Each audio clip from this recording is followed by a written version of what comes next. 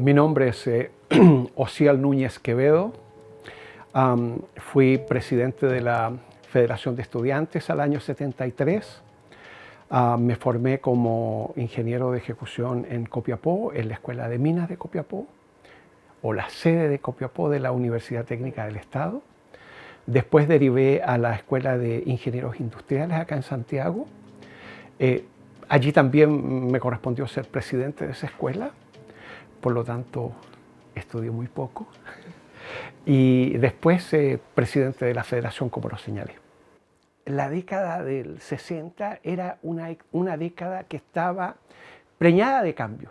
Es decir, en cierta medida yo digo, los jóvenes de entonces tuvimos dos matrices. Por un lado, la matriz de los hippies, ¿no es cierto?, que surge en Estados Unidos y que clama por la paz en las circunstancias de la guerra de Vietnam, que en vez de las armas enarbola una flor, ¿no es cierto?, y que habla de una sociedad distinta, una sociedad de hermanos, una sociedad buena para todos, ¿ya? Entonces, por un lado está esa vertiente, y por el otro lado está la vertiente de algo que conmocionó a América Latina y al mundo, y que fue la Revolución Cubana. En general, era una década en donde todo estaba preñado de cambio, todo preñado de cambio. La posibilidad de construir una sociedad diferente, una sociedad distinta, era real y se veía en cierta medida a la distancia de las manos. Es decir, era posible un cambio en la perspectiva de un desarrollo humanista muchísimo mayor, que significara un salto dentro de lo que era el concepto de ser humano. Cuando a mí me correspondió ser presidente allá en Copiapó, porque fui presidente también de la sede en Copiapó, mostró en cierta medida lo que significaba también el avance de las fuerzas de izquierda, de las fuerzas progresistas, y que fuimos capaces de llegar a tener la federación. Nosotros allá nos vinculábamos con el trabajo de los pirquineros, por ejemplo. Si tú me preguntas en términos personales, yo te digo, para mí una de las experiencias más grandes que tuve siendo estudiante es cuando los fines de semana me iba a juntar con los jóvenes pirquineros y yo entraba a trabajar con ellos a su pirquén, les conocía, veía lo difícil de su acción, el sueño de todo pirquinero de que a lo mejor voy a cortar veta, y nosotros viendo de qué manera podíamos ayudarle como estudiantes de mina, estudiantes de metalurgia, en la posibilidad de plasmar en realidad de que cortaran la veta. Entonces arrastrábamos a otros jóvenes también a que pudiéramos contribuirle a esos jóvenes pirquineros en su desarrollo de trabajo. Y todo eso fue madurando, todo eso fue significando el que tomáramos conciencia cada vez mayor del rol que nos correspondía, y no solamente conciencia, sino que al mismo tiempo tomando acciones con más decisión respecto al papel que teníamos que jugar como agente transformador social.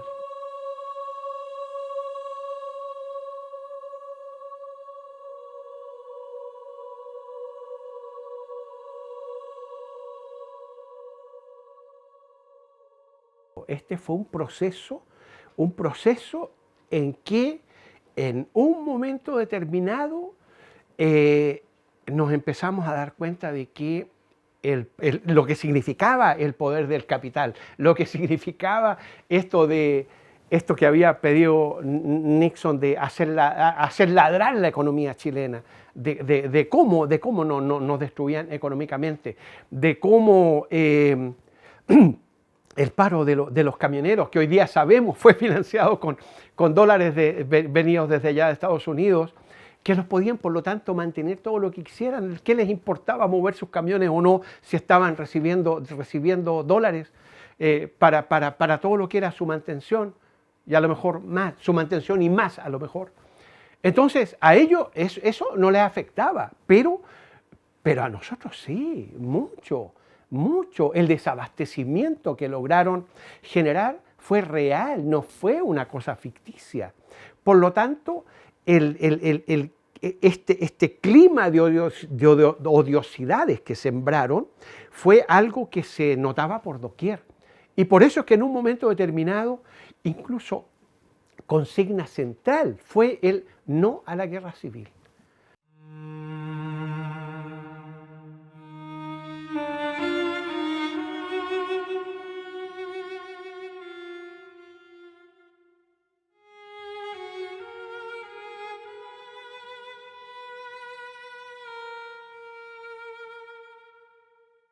Como estudiantes, teníamos que quedarnos todas las noches, como estudiantes, grupos de nosotros, nos quedábamos en la universidad cuidándola, porque identificado como estábamos con el proceso que se llevaba adelante, sabíamos que éramos podíamos ser un objeto fácil para Patria y Libertad, que eran los que generaban, los que hacían los atentados. Y cuando estábamos allí, pasaban efectivamente camionetas con Patria y Libertad rodeando y nosotros iluminando, qué sé yo, diciendo, cuidado, nosotros estamos acá. Teníamos que cuidar nuestros campus, teníamos que cuidarlo. Entonces era algo que tú lo veías, esto iba para mal.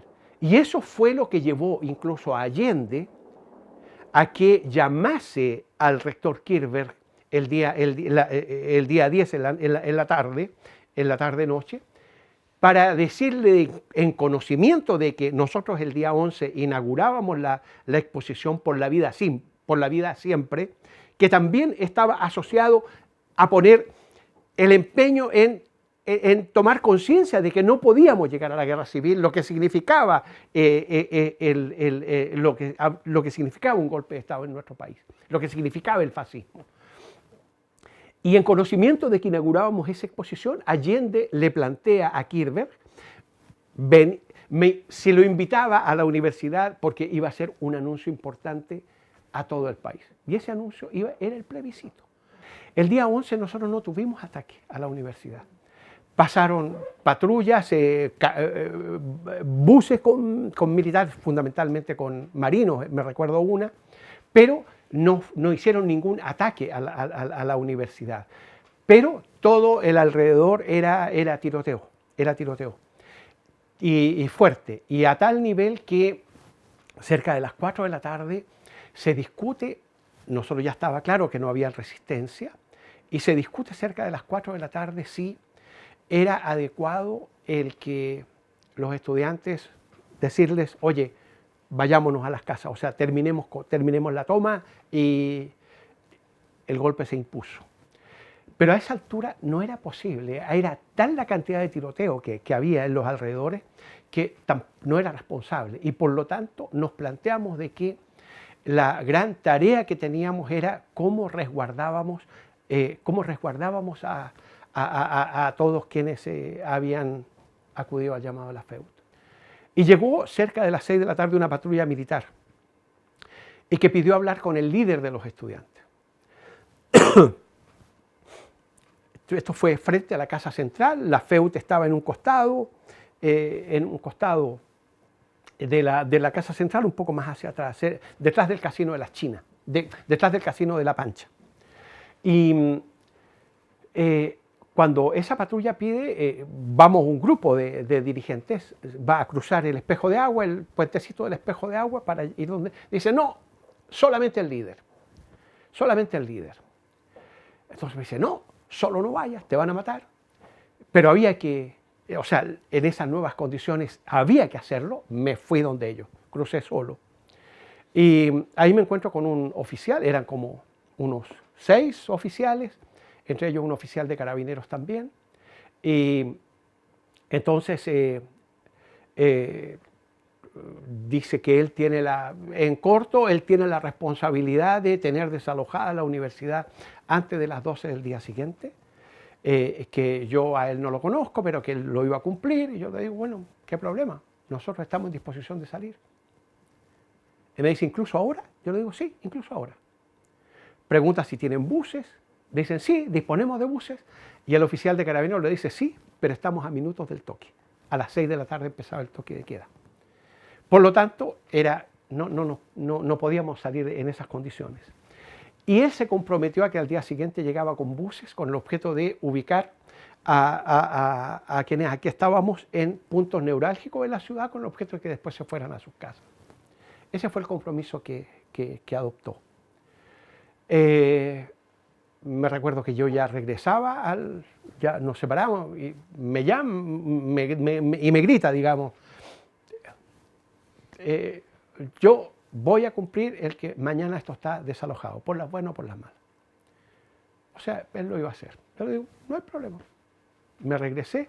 Esto también lo dimos a conocer, esta entrevista la dimos a conocer a los estudiantes. Pero en ese minuto se nos planteó algo.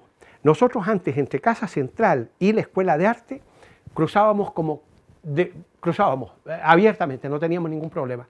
A partir de ese instante nos dice, no pueden cruzar esa calle, y empezaron ahí a colocar soldados, y el destacamento con que andaba, que era el primer destacamento que llegó acá, que fue de un regimiento de Quillota. Y los colocan, los ubican en la Villa Portales, enfilados hacia lo que es la Escuela de Artes. Un muchacho, me recuerdo, quiso cruzar la calle, le dispararon, ya quedamos ahí, allí es donde nosotros empezamos a quedar ya rodeados. Y cuando cae la noche, empiezan a tirotear fundamentalmente a la Escuela de Arte. Y eso fue muy, muy duro porque yo me recuerdo María Victoria, que era la secretaria del rector, en un momento determinado entra en una crisis nerviosa porque los disparos ya los teníamos al lado, digamos. Y eso nos llevó a que a recorrer toda la Casa Central y a todo el mundo decirle tenía que ir a la sala del Consejo, a la sala del Consejo Superior.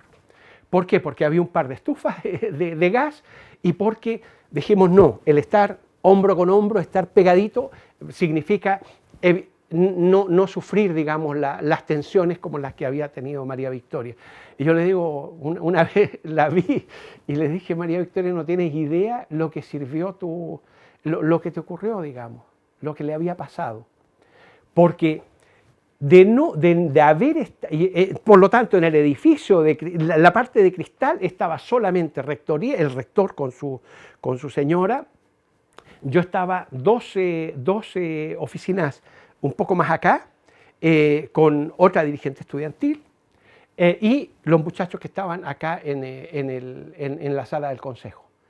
¿Y por qué esto es importante? Porque en la madrugada, cuando se ataca ya la Casa Central, no dijeron agua va, o sea, simplemente vino la descarga de fusilería y evidentemente todo lo que estaba en el mismo nivel lo barrieron completo. Hacia arriba igual se destruyó, pero ya tanto en rector como los pocos que no estábamos ahí, no estábamos en el piso bajo, que si estuviesen los estudiantes como lo estaban antes de tomar la medida de que se fueran a la casa, aquí a la sala del consejo, habría sido una matanza grande, Entonces fue un elemento de circunstancia el que nos salvó acá en la Casa Central. Y nos gritaban que saliéramos, pero no daban chance, es decir, dejaban de disparar, gritaban que saliéramos, pero de inmediato empezaban de nuevo a disparar. Entonces no había posibilidades reales, hasta después de los 2 cañonazos, en donde ahí sí tuvimos la posibilidad de salir. Cuando yo salgo del lugar donde yo estaba, ya los gruesos de los que estábamos en la Casa Central estaban en ese pasillo grande y yo quedé inmediatamente ahí bajando la escalera, ahí mismo es donde quedé guata al suelo en la posición en que estaban todos. Eso fue lo de en la noche. ¿Y por qué te digo que estando ahí donde el rector, a raíz de los tiroteos que empezaron a haber hacia la Escuela de Artes, ahí es donde cayó Hugo Araya con un disparo. Hugo empezó a desangrarse. Nosotros curiosamente teníamos teléfono y por lo tanto llamábamos a la Escuela de Arte y íbamos sabiendo cómo estaba. Y el rector llamó a distintos lugares para pedir una ambulancia, que teníamos una persona que se estaba desangrando, y le decían no podemos acudir allá porque es zona de tiroteo, es zona de tiroteo. Y de esa manera Hugo nos murió desangrado.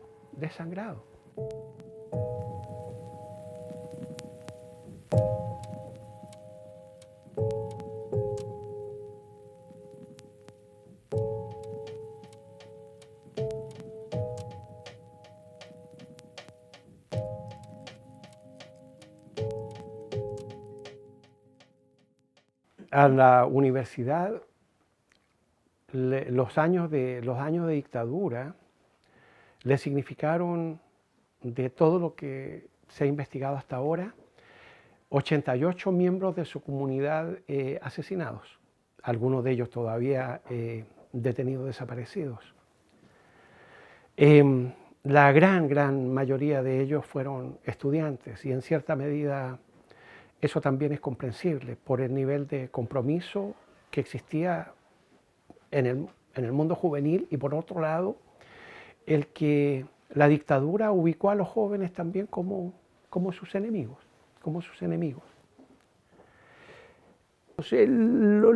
Los estudiantes, los profesores, los no académicos que tuvieron que vivir todo eso, en definitiva han dejado un legado muy grande desde el punto de vista de compromiso con un ideario.